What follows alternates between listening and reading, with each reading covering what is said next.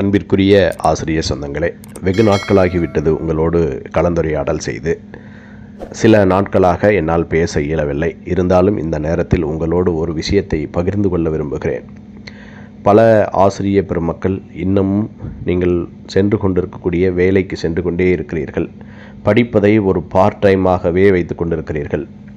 படிப்பதை part டைமாக வைத்து கொண்டிருக்கக்கூடியவர்கள் வெற்றி சதவீதம் என்பது 1%, 2% இதுவரை தாண்டவில்லை. இது என்னுடைய 18 ஆண்டு கால பணி அனுபவத்தின் மூலமாக சொல்லக்கூடிய ஒரு விஷயம்.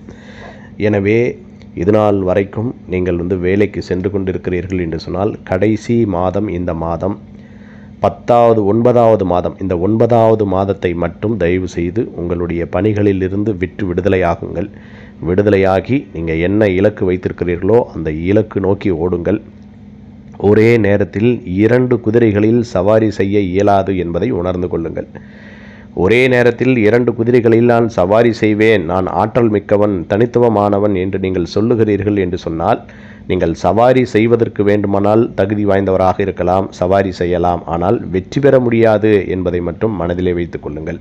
நான் பேசுவது உங்களுக்கு எதிர்மறை சிந்தனையை தோற்றுவிப்பதாக இருந்தால் அதை பொறுத்து கொள்ளுங்கள். ஏனென்றால் சில நேரங்களில் சில உண்மைகளை சொல்லித்தான் ஆக வேண்டும்.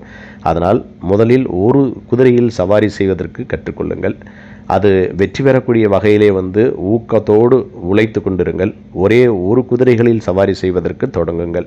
இதுதான் நீங்கள் அடுத்த மாதம் நடைபெற உள்ள 12ஆம் தேதி தேர்விலோ அல்லது TN-TET அதற்கு அடுத்த மாதம் நடைபெறக்கூடிய தேர்விலோ வெற்றி பெறுவதற்கு மிக சிறந்த வழியை தரும் என்பதில் எந்த விதமான மாற்றமும் இல்லை.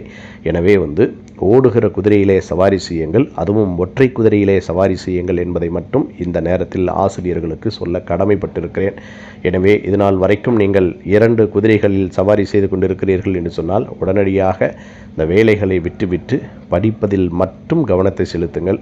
ஒரே ஒரு இலக்கு மட்டுமே வைத்துக்கொண்டு ஓடத் தொடங்குங்கள். அனைவருக்கும் நல்வாழ்த்துக்கள்.